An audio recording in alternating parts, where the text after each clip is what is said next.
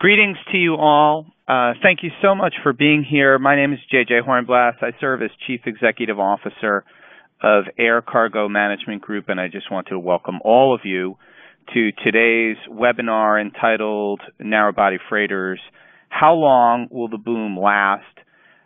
We will explore the prospects for the narrowbody freighter market during this call and address its current demand in the marketplace. We're also going to review the available conversion programs in the market, as well as consider the transition to the next generation of aircraft types. And we're going to conclude with a discussion of the factors that we expect to affect the narrowbody freighter demand going forward. This webinar, which will last about 45 minutes, and a recording of which will be republished on cargofax.net as well as on acmg.aero, is something of a prelude to our Cargofax Asia event, which will take place in April in Hong Kong. We have an exceptional agenda and speaker faculty set for that event, and I wanted to take this opportunity to publicly thank our partner on the event, the Airport Authority of Hong Kong, and thank them so much for their support and participation.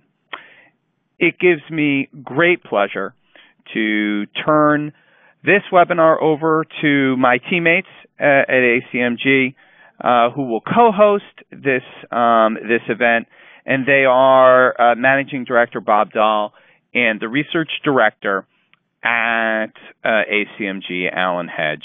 And I hope all of you will join me in welcoming them.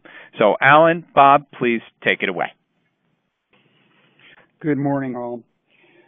As everybody has been aware, there has been an uptick in the narrow-body freighter conversion market that we have not seen for a long time, similar performance in the wide-body market. So, despite the weakness that we've had since the Great Recession, the number of narrow-body freighters is on the rise. There's 56 narrow-body freighter conversions delivered in 2013, approximately, dominated by the 7.3s and the 7.5s. There were also a number of others, as you see. Demand is widespread. There's a lot in Asia, but there's also other geographic regions, and there's a number of carriers, and most of the conversion houses are reporting building backlogs or steady backlogs. Now, you might ask why this is happening, and to figure out whether it's going to continue, we need to first understand why.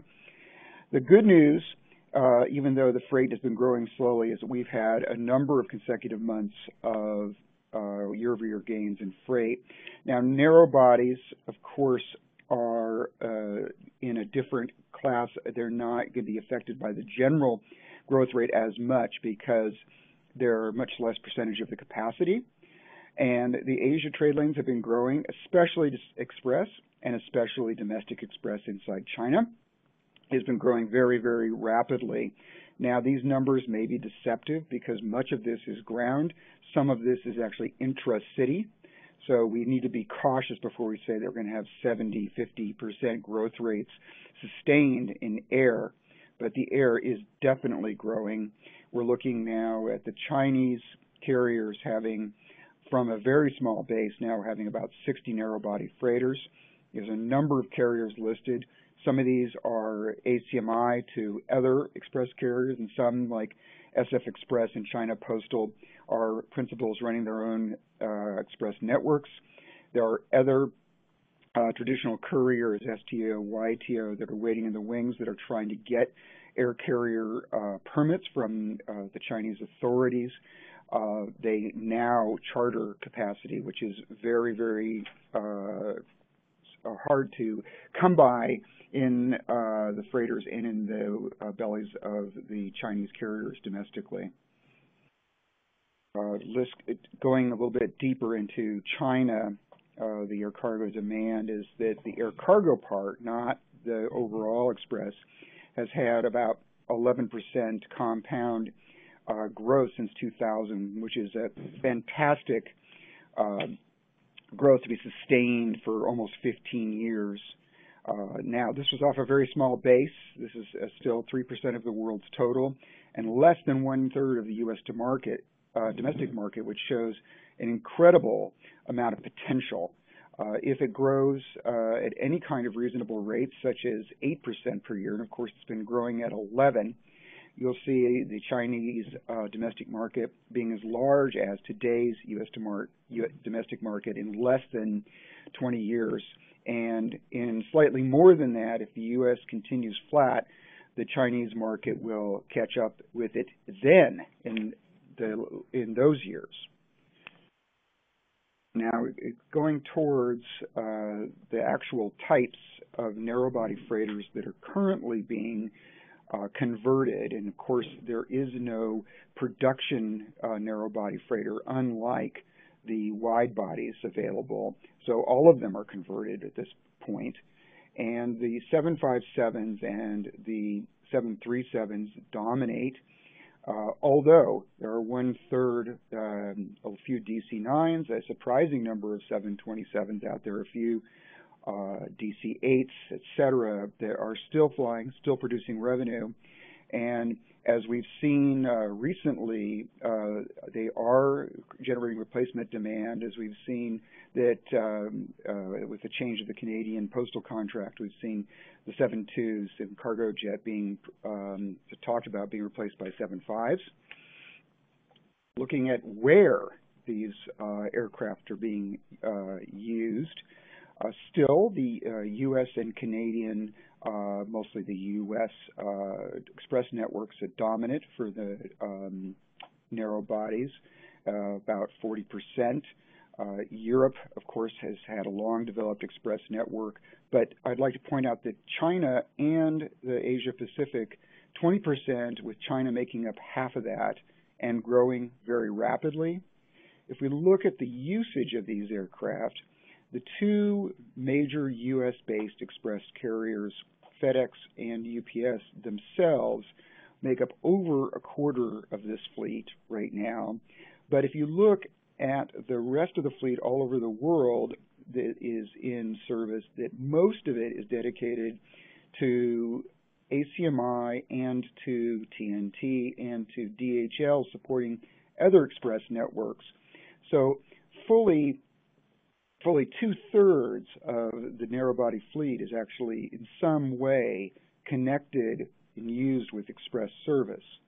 So the express market is the key to concentrate on. Now, if you look at the actual airlines here, it's fairly diffuse, about 120 airlines, average of about 5 aircraft per airline, but the distribution of these aircraft is very much concentrated at the top, with the top 4 alone, the U.S. and European express mainline carriers, about 1/3 of the fleet, the next 3 being Chinese operators at 8%, and then you have 113 airlines sharing about a little over 300, 350 aircraft. So you get very quickly to operators that are operating 1 or 2 of these aircraft. And of course, at the very bottom, a lot of them are operating some still of the older types. And we're looking a little bit at the dominant types today. These are in their prime for conversion. There are quite a few of them produced, and there are also quite a few of them in the key sort of demographic of 15 to 20 years old, which is a ideal time or a sweet spot has been for conversion of many of these aircraft, where it gives you time to create a new life for an old passenger aircraft with substantial amount of utilization left into the future for its cargo role. 737-300, a very popular aircraft, produced over a very long period of time, over 1,000. This has been and is still a darling of the market. It's for a reasonable price on ramp, about $5 to $6 million. It takes 8 standard pallets, carries about 20 tons, metric tons. There are 3 STC holders for this aircraft conversion. and there were about 8 of them done in 2013. What we've seen, though, is we've seen a transition now to a larger aircraft, this 737-400 with 10 plus pallets depending on configuration. This aircraft gets a lower price per ATK because it's a little bit bigger. It's been more favored recently by quite a large margin in the last year. 22 of them were redelivered. Again, there's about 3 STCs. Carries a little bit more, mostly volume, not so much more in weight. And its price runs about $6 to $8 million. These are really in their prime now, and there are a number of years left of feedstock that will be available for conversion. We'll show that in a graph coming up just very briefly. 757 has been a big program. It had kind of a slow start.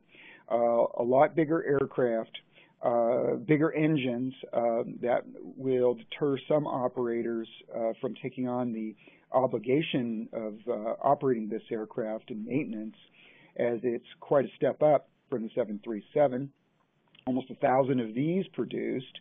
Much more recently, up until 2005, this feedstock will go quite a period of time into the future. It's been a mainstay of a refleeting at FedEx. We're talking over 100 units by the end of the program, those being done by ST Aero. Price on the ramp about 10 to 15 depending.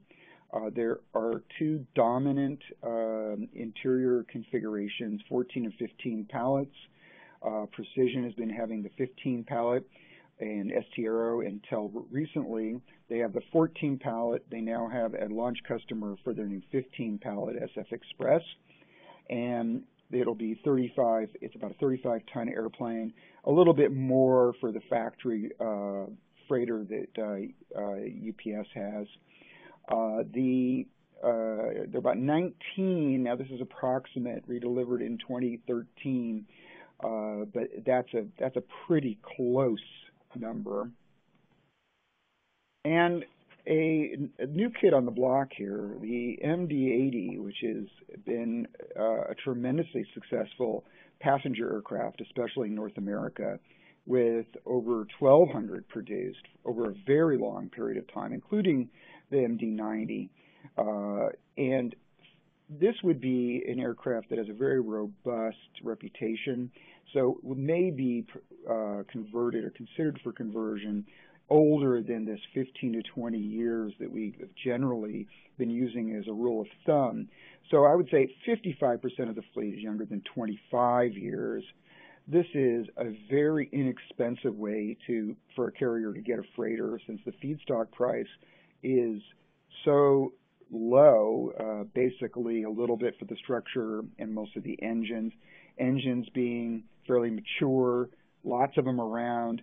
This aircraft, again, would be a fairly easy aircraft to own. The problem is it has sort of a non-traditional cross-section, so it wouldn't fit into the existing networks very well, but it would be perfect for carriers that have their own networks. About a 21-ton airplane, brought out, engineered, and rolled out by AEI in the last couple of years. 2 were redelivered last year, and they expect 6 or more in 2014. There are some other programs for some smaller aircraft that we're really not going to talk about today. Transitioning here to the feedstock of the newly dominant 737-400, 733, again, tending to be entering the tail probably of its popularity, even though there's lots of feedstock. 757, quite a few because of the later ending of production, even though the last years the number produced were appreciably less.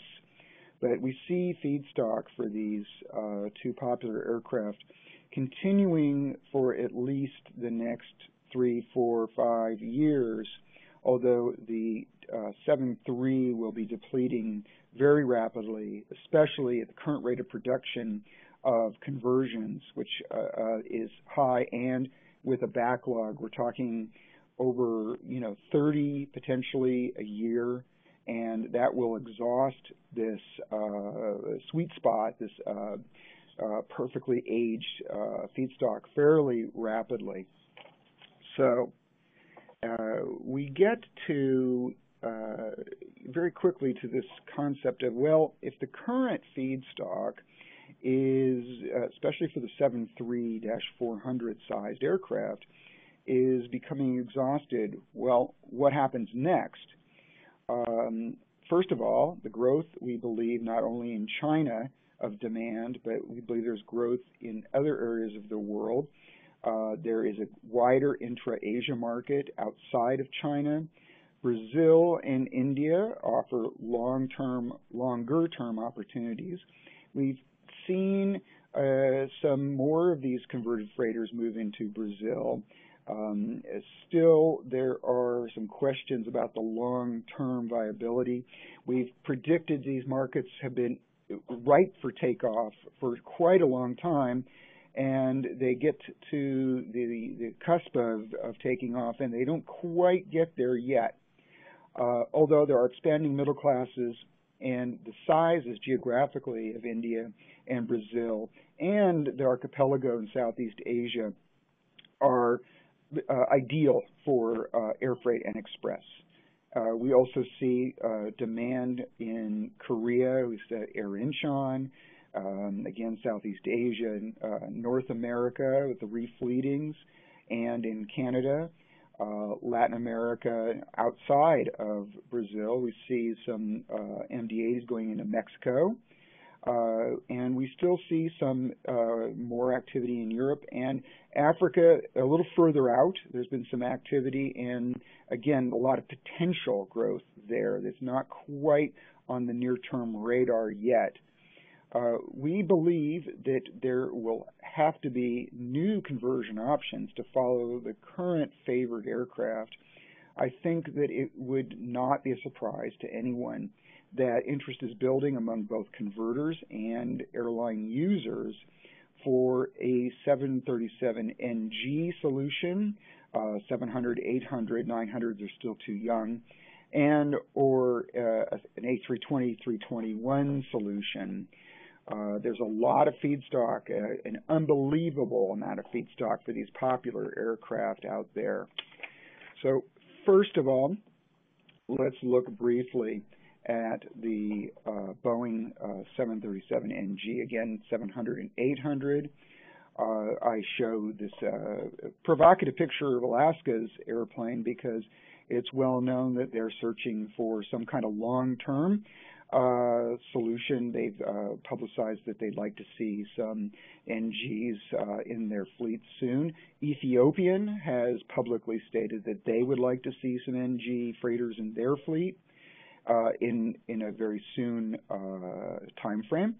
So with the 737-700, this was the same size as the 737-300, over 1,000 produced, still in production. It's a little younger, so there are only less than 100 that are now of this kind of age that they're starting to get reasonably priced for acquisition as feedstock. However, we're still talking over $10 million. This is the same rough payload as the -300, except a little bit less weight payload capability. But for Express, this would be the same kind of proposition as the 300. These are in evaluation by Boeing. They've been shopping this around for a couple of years now at least. The other conversion houses, of course, are asking their customers what they think. There has been no program launched as of yet. A little bit bigger 737-800. Now, this is bigger than a 73-4. We think that this will be an 11-pallet airplane, full-pallet airplane when it comes out, about 23 tons of capacity. Feedstock, more. This is one of the most popular narrow-body aircraft for passenger use in the world. This and the A320 are probably the most popular narrow-body aircraft currently being sold. This one over 3,000 produced. It's not a question of feedstock. It's a question of when the right age feedstock is ready. These are just beginning to come into the range of conversion possibility, rather young still, but by the time an aircraft conversion STC is certified in 2 or 3 years, this aircraft will have a good amount of feedstock at hand and at ready. So let's go on to the Airbus. We know a little bit about the Airbus, and we do know something, of course, about the NGs. But the Airbus, there was a program that went along for a while. Airbus freighter conversion was a joint venture of EFW in Dresden and I believe it was Irkutsk. Somebody can correct me, in Russia.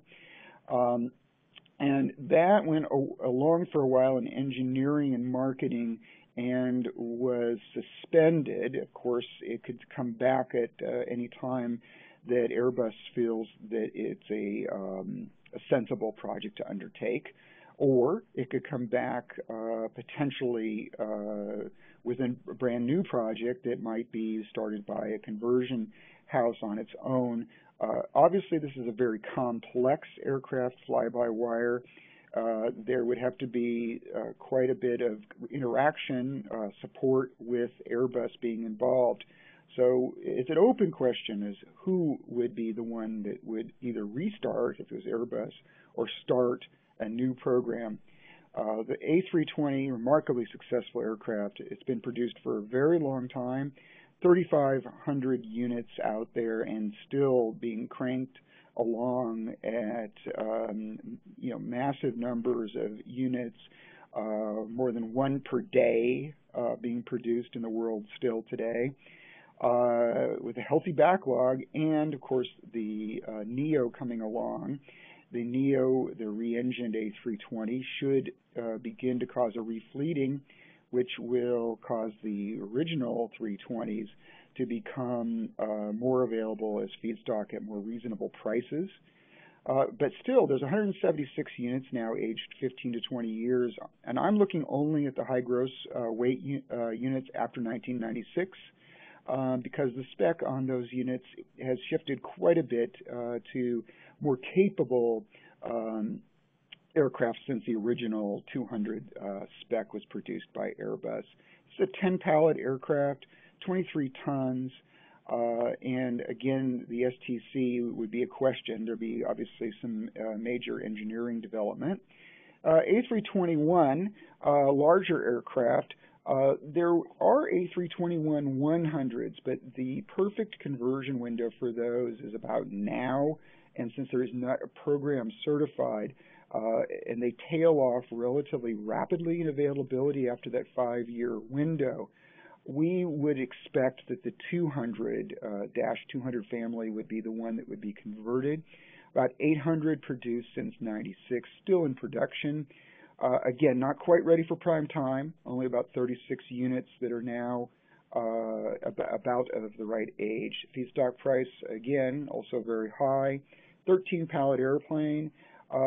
This is almost a 757, not quite in capability, but would cover a number of the same requirements for express and for general freight that is interested in the use of a narrow body, especially a larger narrow body. Moving along, and I know I've been very fast with this, so what I'm really trying to do is leave some good openings for questions, because there is a lot of material here, and I'd like to, hopefully we can drill down a little bit, not a whole lot, with some of the great questions I'm sure are out there. Narrow body freighter demand, in summary, is strong, growing, and the current engine is China Express, but that's not the only engine out there of that growth. So is the title of our presentation, how long will the narrow body boom last? We believe there's quite a bit of mileage in this boom, that it can last for a good long time. Now, as we've said, the 737, 757 are dominant now, but the feedstock is certainly on the 737-400 is going to begin to dry up in the following years. There is, as we said, a time that it takes to certify a new conversion program. So we're really looking at a time that's ripe for something to come across the horizon, an announcement to be made in the next maybe 2 years. The MD-80 program has found a successful niche role with growing production rates. Again, when carriers have their own systems, the incompatibility with the standard cross-section is not an issue at all. And there are also lots of choices of aircraft containers, and they can be loaded with standard containers, just fewer of them than maybe some of the competing aircraft. But there's a variety of ways that these aircraft can be loaded. We expect a launch of a program. A 737 we think would come first, although it wouldn't probably be too difficult to pick up where Airbus left off if they desired. But if they don't, then the question is, again, there's a lot of technology. Who would be the one that would feel, or that Airbus would feel comfortable with working with to step in? The big issue here is, especially in the beginning, even with the Neo coming in the A320 family, even with the MAX coming from the 737s, that will somewhat depress the older aircraft that they succeed. Will the market for converted freighters, the carriers, how will they be able to respond when the price doubles or more for an on-ramp aircraft? Not only the price, but again, these engines are becoming bigger and more expensive to overhaul as well. There are some definite demands that will be placed on carriers that want to stay and grow in these markets, and some may not be able to make the jump to the new technology, especially some of those that are still in the realm of some of the very oldest equipment. Now, will the China Express market follow the U.S. example? We believe that there's a lot of potential with the growth so far, but China, this is a time now where e-commerce exists. When FedEx started, it was letters and small packages that were, a lot of it was paper-oriented, and now, of course, we have email, e-commerce. We have all sorts of technologies on the far horizon, drones, as Amazon has presented. So that's one question. China certainly, though, is ripe for growth that is sustainable. How fast and how strong will the other markets develop? It's really a question. Again, we've seen some markets that are always sort of ready to develop and haven't taken off yet, but there is, as long as the economy in the world keeps growing and these developing economies keep growing, they're producing middle classes much faster than the stable middle class that the U.S. had when the Express Revolution happened. So there is a lot of pent-up possibility for the evolution of Express. Will it be overnight? Will it be, high yielding as it was in the United States? Regardless, I think that the growth potential is there and sustainable. There is a question, though, of infrastructure as well in China. And will the shortage of airport infrastructure, especially in the important cities, drive an upgauge? First, we see SF Express, the 75s, and we see for China Postal, we see Air China Cargo getting 75s. Will we eventually see the wide-body freighters being used, and the restart or the kickstart, I guess I would say, of the wide-body conversion market, which has been moribund, probably unlikely with so many 747, 400s, et cetera, that are parked right now. But maybe these aircraft will be reabsorbed in a new role in this upgauging, which again is just at the beginning and has not moved to the wide bodies yet.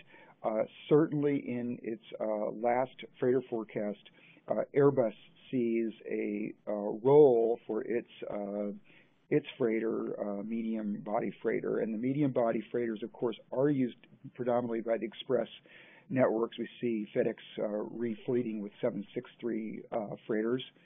So the question is, when does this happen? And what does it bode for the narrow bodies? Will it be complementary, or will they be replacing some of that narrow body demand that we feel will be coming? Those are sort of the issues I'd like to lay out there, and I would like to open for questions. I would also like to, before I open for questions, just reiterate what JJ said, is that we are going to be talking about these matters and others in further detail at CargoFax Asia the 1st and 2nd of April in Hong Kong, where there will be quite a few knowledgeable people both on stage speaking and in the audience that will be thoroughly up on this subject and be discussing the ramifications. I'm now ready for questions. All attendees are muted and may unmute themselves by pressing *6.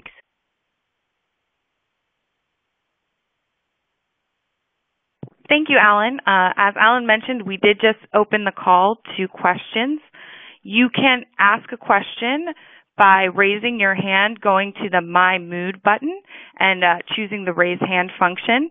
When it's your turn to ask a question, we will address you by name and your line will be unmuted. Please listen for the notification that your line has been unmuted, at which time you're free to begin speaking and ask your question. After you finish your question, you will hear line muted, which signifies that you're no longer in the Q&A queue. And if you wish to ask another question, simply re-enter the Q&A queue by clicking the raise hand button again. Oh, and I'd like to add, Molly, that if we have some questions that we have breaks, I have quite a few presenter questions that were asked in writing. So please go ahead with the oral questions. I think while we wait for people to raise their hand, we could go ahead with the written questions, Alan. All right, that'd be great. I have a written question asking, and this is a topic that keeps coming up over and over, is the shift from air to sea freight. And questions being asked, would it affect the narrow body freighters or mainly the wide body types? And I would say that given that these narrow body freighters, especially being used within landlocked areas in China, would probably be not very affected by sea freight. I'm just joking. I really do see, though, that the intercontinental routes are the most subject to competition from sea freight, and those are predominantly the reserve of the mostly heavy freight, main deck, wide-body operators, and some with the express. And of course, the express carriers have their own heavy cargo and have moved heavily into freight forwarding. So I don't see it as much of a factor affecting the narrow bodies.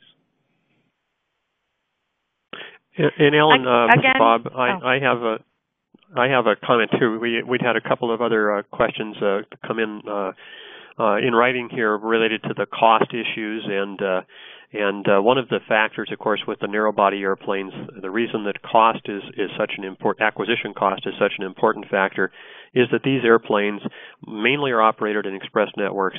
The typical utilization rate is under 100 hours per month.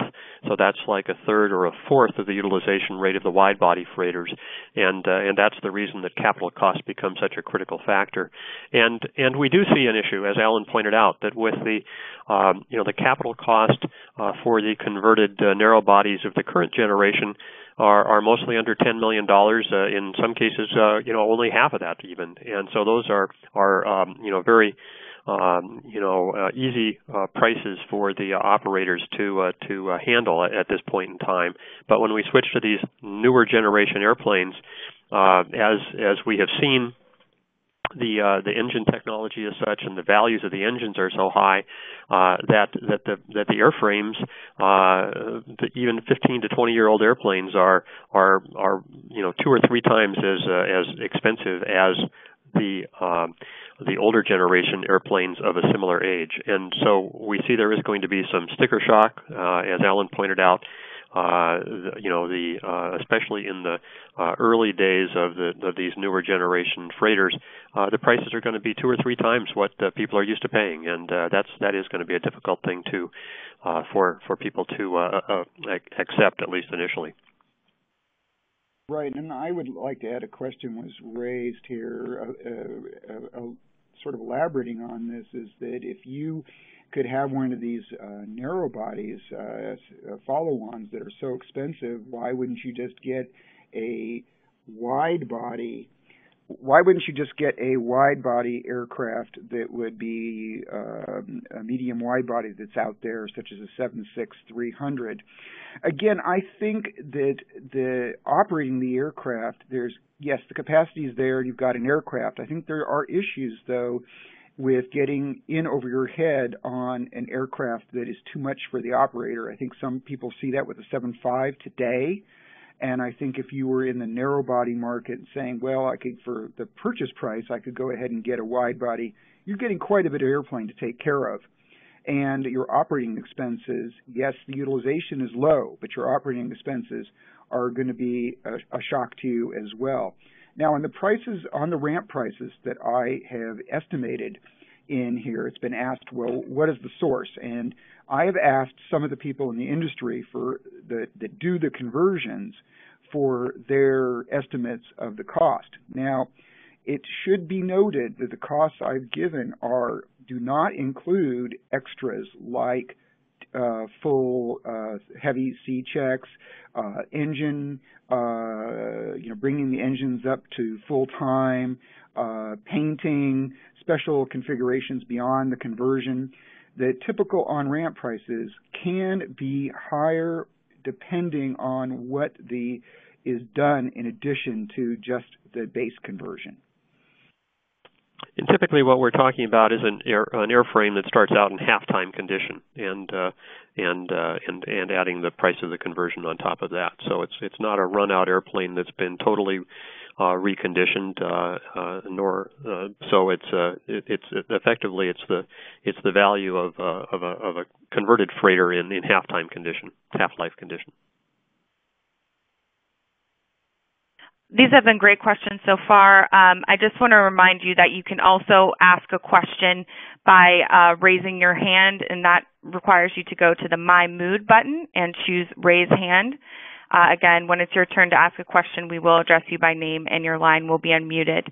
At this time, I don't see any hands raised. So if there are any questions, please do that. While we're waiting, and I see, it's nice to have the possibility for people to submit these written questions, because it seems to work out quite well for us at least, and hopefully for those of you listening in as well. But one observation that somebody made here in writing is that if you look at the aircraft that we've talked about today, that there's rather a wide range of capacities from effectively 10 pallets to 15 pallets, as we're looking at the 737-400 up through the the next generation airplanes and the 75.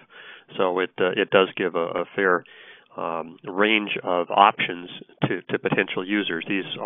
All these airplanes are not created equal. In other words, some are quite a bit bigger than others, even though we throw them all into this narrow body freighter segment.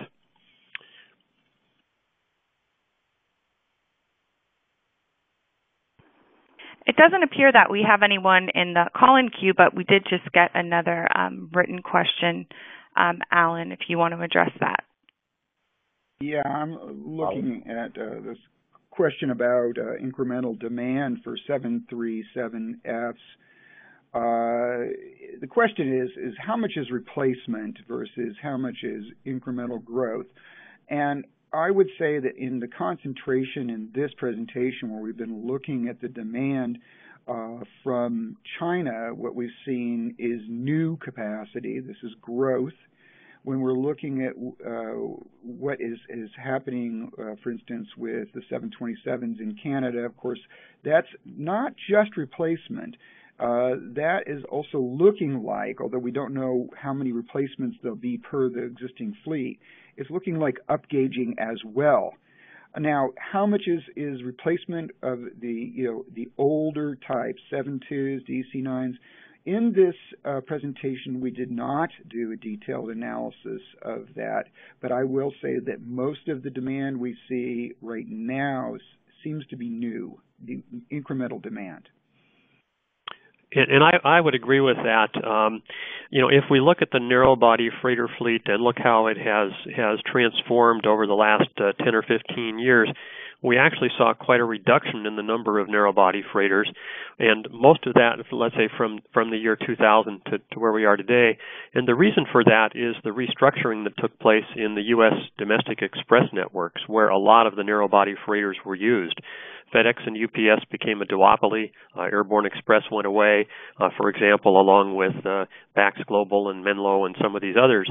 And the net result was that we have now a duopoly, and FedEx and UPS have both got a lot of medium wide-body airplanes in their fleet in addition to the narrow bodies. But in essence, there's been a reduced demand in the U.S. market for narrow bodies.